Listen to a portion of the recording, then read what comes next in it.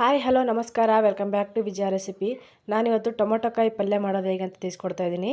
ಮಾಡೋದಕ್ಕೆ ನಾನು ಹಸಿರು ಮೆಣಸಿಕಾಯಿನ ರುಬ್ಕೊಂಡು ತೊಗೊಂಬಂದಿದ್ದೀನಿ, ಶೇಂಗಾದ ಪುಡಿ ತೊಗೊಂಡಿದ್ದೀನಿ.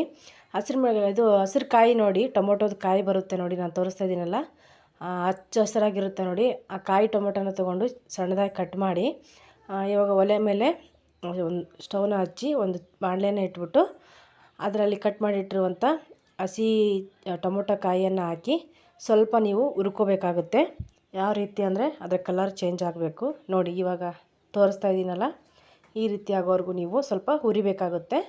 ಹುರಿದ್ಬಿಟ್ಟು ಸೈಡ್ಗೆ ಎತ್ತಿಡಬೇಕಾಗುತ್ತೆ. ತುಂಬ ಚೆನ್ನಾಗಿರುತ್ತೆ ಇದು ಪಲ್ಯ, ಮಾತ್ರ ಹುಳಿ ಹುಳಿಯಾಗಿ ಸೂಪರ್ ಟೇಸ್ಟಿಯಾಗಿರುತ್ತೆ. ನಾನು ಹೇಳ್ಕೊಟ್ಟಿರೋ ರೀತಿಲಿ ಒಂದು ಸರಿ ಟ್ರೈ ಮಾಡಿ ನೋಡಿ, ನಿಮಗೆ ಖಂಡಿತವಾಗ್ಲೂ ಇಷ್ಟ ಆಗುತ್ತೆ. ನಾನು ಒಲೆ ಮೇಲೆ ಇವಾಗ ಅದೇ ಬಾಣಲಿನ ತೊಳೆದ್ಬಿಟ್ಟು ಇಟ್ಟಿದ್ದೀನಿ. ಆಯಿಲ್ ಹಾಕಿ ಜೀರಿಗೆ, ಸಾಸಿವೆ, ಸ್ವಲ್ಪ ಕುಟ್ಟಿರುವಂಥ ಬೆಳ್ಳುಳ್ಳಿ, ಒಂದು ಸಣ್ಣದಾಗಿ ಕಟ್ ಮಾಡಿದಂಥ ಈರುಳ್ಳಿ, ಮತ್ತು ನಾನು ರುಬ್ಬಿ ತೊಗೊಂಬಂದಿದ್ದೀನಿ ಹಸಿರು ಮೆಣಸಿನ್ಕಾಯಿ ಪೇಸ್ಟ್ ಅಂತ ಹೇಳಿದ್ನಲ್ಲ, ಅದನ್ನು ಇವಾಗ ನಾನು ಸೇರಿಸ್ಕೊತಾ ಇದ್ದೀನಿ. ಹಸಿರು ಮೆಣಸಿನ್ಕಾಯಿ ಜೊತೆ ನೀವು ಜೀರಿಗೆ, ಉಪ್ಪು ಮತ್ತು ಸ್ವಲ್ಪ ಬೆಳ್ಳುಳ್ಳಿಯನ್ನು ಹಾಕಿ ರುಬ್ಬಿ ತೊಗೊಂಬರ್ಬೇಕು. ನಿಮ್ಮ ಖಾರಕ್ಕೆ ಅನುಗುಣವಾಗಿ ನೀವು ರುಬ್ಕೊಬರ್ಬೇಕಾಗುತ್ತೆ. ನಾನು ಒಂದು 8ರಿಂದ 10 ಮೆಣಸಿನ್ಕಾಯಿನ ರುಬ್ಬಿ ತೊಗೊಂಬಂದಿದ್ದೀನಿ. ರುಚಿಗೆ ತಕ್ಕಷ್ಟು ಉಪ್ಪನ್ನು ಹಾಕಿ ಇವಾಗ ಹಸಿ ಮೆಣಸಿನ್ಕಾಯಿ ಹಸಿ ವಾಸನೆ ಎಲ್ಲ ಹೋಗಬೇಕು. ನಾವು ಹಸಿಯಾಗಿ ರುಬ್ಬಿರ್ತೀವಲ್ಲ, ಅದ್ರದ್ದು ಹಸಿ ವಾಸನೆ ಎಲ್ಲ ಹೋಗಬೇಕು. ಅಲ್ಲಿವರೆಗೂ ನೀವು ಚೆನ್ನಾಗಿ ಇದನ್ನು ಫ್ರೈ ಮಾಡ್ಕೋಬೇಕಾಗುತ್ತೆ. ಇವಾಗ ನಾನು ಹುರಿದಿರುವಂಥ ಟೊಮೊಟೊ ಕಾಯಿಯನ್ನು ಸೇರಿಸ್ಕೊತಾ ಇದ್ದೀನಿ. ಸೇರಿಸ್ಕೊಂಡು ಚೆನ್ನಾಗಿ ಮಿಕ್ಸ್ ಮಾಡಬೇಕಾಗುತ್ತೆ. ಈ ಟೊಮೊಟೊಕಾಯಿ ಪಲ್ಯನ ನೀವು ದೋಸೆಗೆ, ಚಪಾತಿಗೆ, ರೊಟ್ಟಿಗಂತೂ ಸೂಪರ್ ಕಾಂಬಿನೇಷನ್ ಅಂತಲೇ ಹೇಳ್ಬೋದು. ತುಂಬ ಚೆನ್ನಾಗಿರುತ್ತೆ, ಟೇಸ್ಟ್ ಅಂತೂ ಅದ್ಭುತವಾಗಿರುತ್ತೆ. ಒಣ ಖಾರದ ಪುಡಿ ಹಾಕಿ ಮಾಡೋದಕ್ಕಿಂತ ಈ ರೀತಿ ಹಸಿರು ಮೆಣಸಿನ್ಕಾಯಿ ಹಾಕಿ ರುಬ್ಬಿ ಮಾಡೋದ್ರಿಂದ ಟೇಸ್ಟ್ ಅದ್ಭುತವಾಗಿರುತ್ತೆ. ಖಾರವಾಗಿ, ಹುಳಿಯಾಗಿ ಸಖತ್ ಟೇಸ್ಟಿಯಾಗಿರುತ್ತೆ.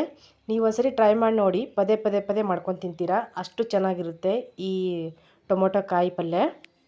ಸೂಪರಾಗಿರುತ್ತೆ. ಒಂದ್ಸರಿ ಟ್ರೈ ಮಾಡಿ ಹೇಗಿತ್ತು ಅಂತ ನನಗೆ ಕಮೆಂಟ್ ಮಾಡಿ ನೀವು ತಿಳಿಸಿ. ಹಾಗೆ ಯಾರೇನು ಸಬ್ಸ್ಕ್ರೈಬ್ ಮಾಡಿಲ್ಲ, ಸಬ್ಸ್ಕ್ರೈಬ್ ಮಾಡ್ಕೊಂಡು ನೋಡಿ ಫ್ರೆಂಡ್ಸ್, ಪ್ಲೀಸ್ ಸಪೋರ್ಟ್ ಮಾಡಿ ನನ್ನ ಚಾನಲ್ಗೆ. ಇವಾಗ ನಾನು ಕುದಿಯೋಕ್ಕೆ ಬಿಟ್ಟೆ ಸ್ವಲ್ಪ ಒಂದು ಲೋ ಫ್ಲೇಮಲ್ಲಿ. ಹಂಗೆ ನೀರಂತೂ ಹಾಕಬಾರ್ದು, ನೀರು ಹಾಕ್ದಿರ ಹಾಗೆ ಫ್ರೈ ಮಾಡ್ಕೊತಾ ಇದ್ದೀನಿ. ಚಿಟಿಕೆ ಅರಿಶಿನ ಹಾಕಿದ್ದೀನಿ. ಅರಿಶಿನ ಹಾಕಿ ಫ್ರೈ ಮಾಡ್ಕೋಬೇಕಾಗುತ್ತೆ. ನೀರನ್ನು ಸೇರಿಸ್ಬೇಡಿ, ನೀರು ಸೇರಿಸಿದ್ರೆ ಚೆನ್ನಾಗಾಗಲ್ಲ. ಎಣ್ಣೆಲೇ ಈ ಪಲ್ಯ ಆಗಬೇಕು, ಅಂದರೆ ಸೂಪರ್ ಟೇಸ್ಟಿಯಾಗಿರುತ್ತೆ ಪಲ್ಯ. ನಮ್ಮ ಈ ಪಲ್ಯ ಅಂತೂ ಉತ್ತರ ಕರ್ನಾಟಕದ ಕಡೆ ಫೇಮಸ್ಸಾಗಿ ಮಾಡ್ತಾರೆ. ಬೇರೆ ಕಡೆ ಯಾವ ಥರ ಮಾಡ್ತಾರೆ ಅಂತ ನಮ್ಗೆ ಗೊತ್ತಿಲ್ಲ. ಈ ರೀತಿ ಮಾಡ್ಕೊಂಡು ತಿಂತಾರೆ, ಸೂಪರಾಗಿರುತ್ತೆ. ಜೋಳದ ರೊಟ್ಟಿಗಂತೂ ಅದ್ಭುತವಾಗಿರುತ್ತೆ ಕಾಂಬಿನೇಷನ್ನು. ನೀವು 1 ರೊಟ್ಟಿ ತಿನ್ನೋರು, 2 ರೊಟ್ಟಿ ತಿನ್ನೋರು, 4 ರೊಟ್ಟಿ ತಿಂತೀರಾ, ಅಷ್ಟು ಟೇಸ್ಟಿಯಾಗಿರುತ್ತೆ ಈ ಪಲ್ಯ. ಇವಾಗ ನಾನು ಶೇಂಗಾದ ಪುಡಿ ಬರುತ್ತೆ ನೋಡಿ, ಶೇಂಗಾನ ಹುರಿದು ಪುಡಿ ಮಾಡಿರುವಂಥ ಶೇಂಗಾದ ಪುಡಿನ ಸೇರಿಸ್ಕೊತಾ ಇದ್ದೀನಿ. ಸೇರಿಸ್ಕೊಂಡು ಚೆನ್ನಾಗಿ ಮಿಕ್ಸ್ ಮಾಡ್ಕೋಬೇಕು. ಶೇಂಗಾದ ಪುಡಿ ಇದಕ್ಕೆ ಒಂದು ಎಕ್ಸ್ಟ್ರಾ ಟೇಸ್ಟ್ ಕೊಡುತ್ತೆ, ಒಳ್ಳೆ ರುಚಿನ ಕೊಡುತ್ತೆ. ಅದಕ್ಕೋಸ್ಕರ ನಾನು ಸೇರಿಸ್ಕೊಂಡಿದ್ದೀನಿ. ನೀವು ಇದನ್ನು ಸೇರಿಸಲೇಬೇಕು, ಸೇರಿಸಿದ್ರೇ ಚೆನ್ನಾಗಾಗೋದು.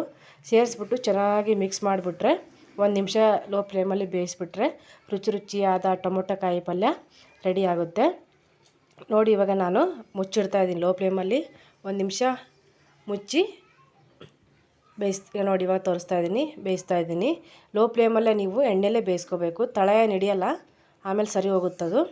ಈ ರೀತಿ ಮಿಕ್ಸ್ ಮಾಡಿಬಿಟ್ರೆ ರುಚಿಯಾದ ಟೊಮೊಟೊ ಕಾಯಿ ಪಲ್ಯ ರೆಡಿ ಆಗುತ್ತೆ. ನೋಡಿದ್ರಲ್ಲ ಫ್ರೆಂಡ್ಸ್, ಟೊಮೊಟೊ ಕಾಯಿ ಪಲ್ಯ ಮಾಡೋದು ಹೇಗೆ ಅಂತ. ಇಷ್ಟ ಆಗಿದ್ದರೆ ಲೈಕ್ ಮಾಡಿ, ಶೇರ್ ಮಾಡಿ, ಕಮೆಂಟ್ ಮಾಡಿ. ಹಾಗೆ ನಮ್ಮ ಚಾನಲ್ನ ಸಬ್ಸ್ಕ್ರೈಬ್ ಮಾಡ್ಕೊಂಡು ನೋಡಿ, ನಿಮ್ಮ ಫ್ರೆಂಡ್ಸ್ ಆ್ಯಂಡ್ ಫ್ಯಾಮ್ಲಿಗೆ ಶೇರ್ ಮಾಡಿ.